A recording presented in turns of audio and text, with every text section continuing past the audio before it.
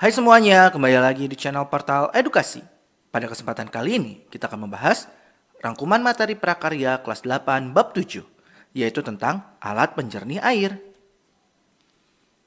Materi pertama akan kita mulai dengan penjernih air dari bahan alami.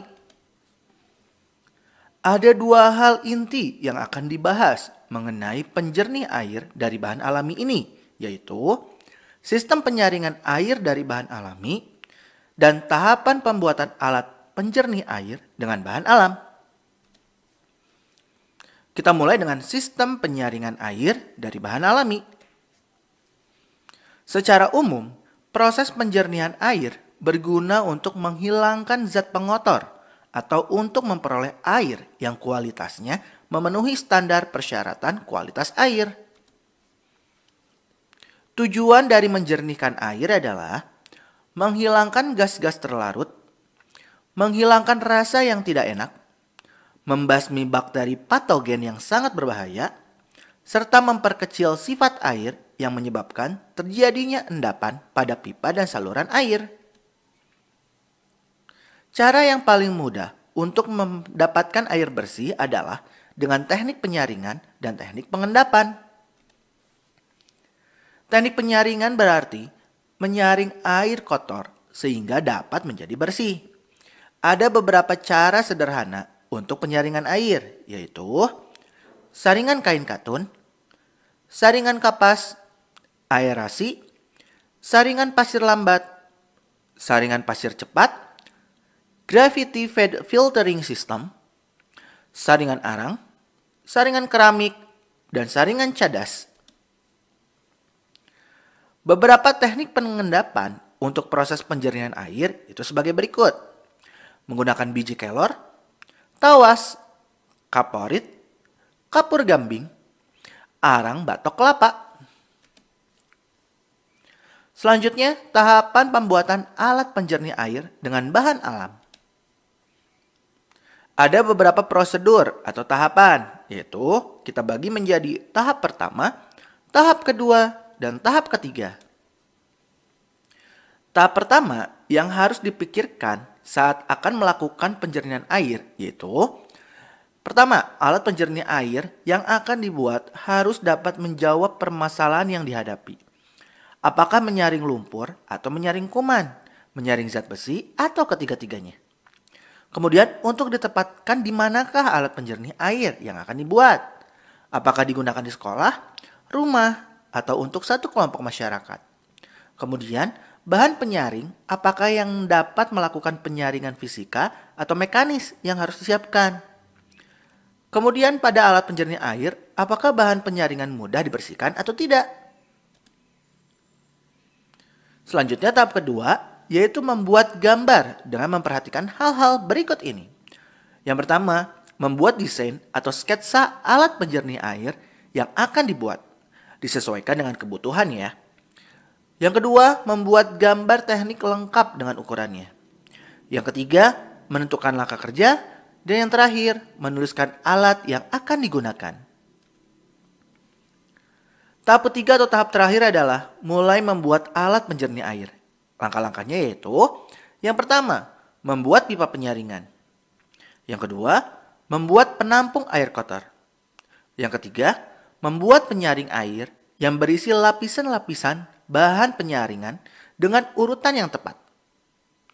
Bahan penyaring itu dapat disesuaikan dengan yang ada di daerah. Bahan-bahan yang biasanya digunakan adalah batu, pasir, kerikil, arang tempurung kelapa, arang sekam padi, tanah liat, ijuk, biji kelor, dan lain-lain. Peralatan yang digunakan juga dapat dipilih sesuai alat yang tersedia, baik di sekolah ataupun di rumah masing-masing. Langkah terakhir yang keempat yaitu menyiapkan penampungan air bersih.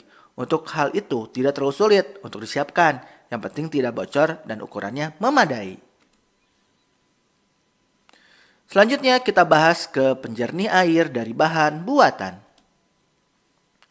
Tujuan penjernih air dari bahan buatan sama seperti penjernih dari bahan alami, yaitu untuk mendapatkan air bersih. Pengolahan penjernih air bahan buatan tetap dilakukan secara fisika melalui beberapa tahapan, yaitu penyaringan, pengendapan, dan penyerapan. Perbedaannya adalah pada bahan buatan yang digunakan itu seperti tawas dan bubuk kapur. Selanjutnya kita bahas tentang bahan buatan untuk menyaring air dan fungsinya. Beberapa bahan buatan yang dapat digunakan untuk menyaring air beserta fungsinya yaitu sebagai berikut. Ada klorin tablet yang digunakan untuk membunuh kuman, virus, dan bakteri yang hidup dalam air. Ada juga pasir aktif yang biasanya berwarna hitam dan digunakan untuk menyaring air sumur bor dan sejenisnya. Ataupun ada resin softener berguna untuk menurunkan kandungan kapur dalam air. Ada juga resin kation yang biasa digunakan untuk industri air minum, baik usaha air minum isi ulang maupun pabrik air minum dalam kemasan. Ada juga pasir zeolit yang berfungsi untuk penyaringan air dan mampu menambahkan oksigen dalam air. Ada juga pasir mangan yang berwarna merah, itu digunakan untuk menurunkan kadar zat besi atau logam berat dalam air. Ada juga pasir silika yang digunakan untuk menyaring lumpur, tanah, dan partikel besar ataupun kecil dalam air dan biasa digunakan untuk penyaringan tahap awal. Ada karbon aktif atau arang aktif, yaitu jenis karbon yang memiliki luas permukaan yang besar sehingga dapat menyerap kotoran dalam air. Yang biasa digunakan juga ada tawas dan kaporit yang biasanya digunakan dalam kolam renang. Kemudian ada polialuminium klorida atau PaC untuk mengendapkan lumpur dalam air.